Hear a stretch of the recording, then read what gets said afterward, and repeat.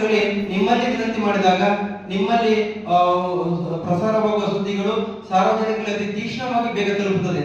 ಈ ಅಗ್ನಿ ದುರಂತ ಹೇಗಾಗ್ತದೆ, ಅದರಿಂದ ತಮ್ಮ ಹೇಗೆ ರಕ್ಷಣೆ ಮಾಡಿಕೊಳ್ಳಬಹುದು, ಅಥವಾ ಈ ಅಗ್ನಿ ದುರಂತಗಳನ್ನು ಕಡಿಮೆ ಮಾಡುವುದು ಯಾವ ಕ್ರಮಗಳಲ್ಲಿ ಮಾಡಬಹುದು ಅಂತ ಹೇಳ್ಕೊಂಡು ಸಾರ್ವಜನಿಕರಿಗೆ ತಮ್ಮ ಮೂಲಕ ನಾವು ವಿನಂತಿ ಮಾಡಿಕೊಳ್ಳೋದಿಷ್ಟೇ.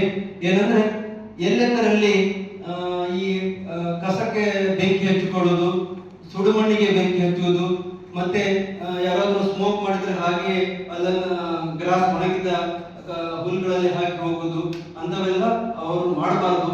ಯಾಕಂದ್ರೆ ಅವರು ಹಾಕಿ ಹೋಗ್ತಾರೆ, ಆದ್ರೆ ಗಾಳಿ ಬಂದು ಅಲ್ಲಿ ಫೈರ್ ಜಾಸ್ತಿ ಆಗುತ್ತೆ.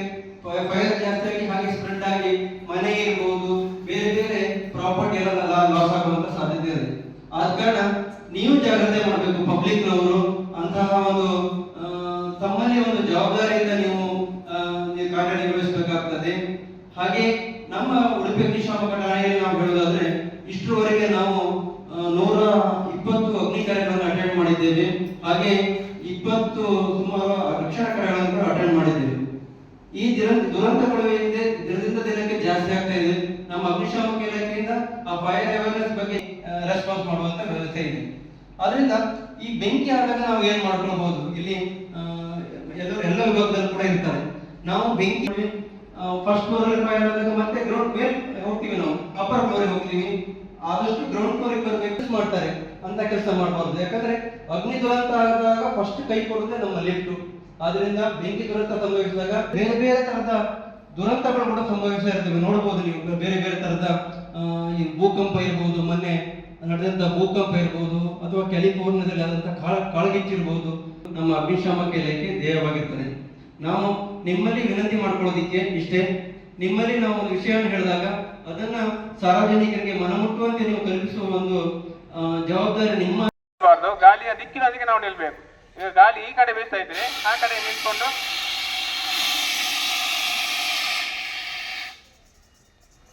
ಇದು ಆಮ್ಲಜನಕವನ್ನು ತಡೆಗಟ್ಟಿ ಬೆಂಕಿಯನ್ನು ನಂದಿಸುತ್ತದೆ.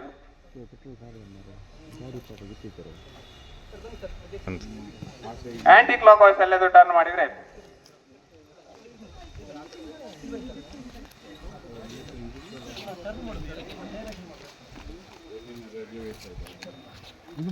ಅದು ಹಿಡ್ಕೊಳ್ಳುವಾಗ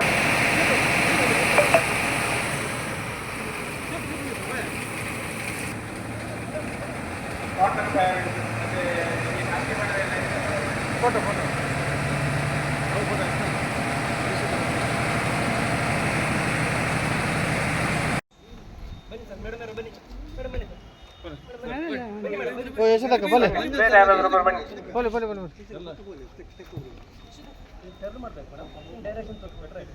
ಅಲ್ಲಿ ಮುಂದುಗಡೆ ಹಿಂದುಗಡೆ ಬೇಡ, ಅಲ್ಲಿ ಕೈ ಕೋಲ್ಡ್ ಆಗ್ತದೆ. ಅಲ್ಲಿ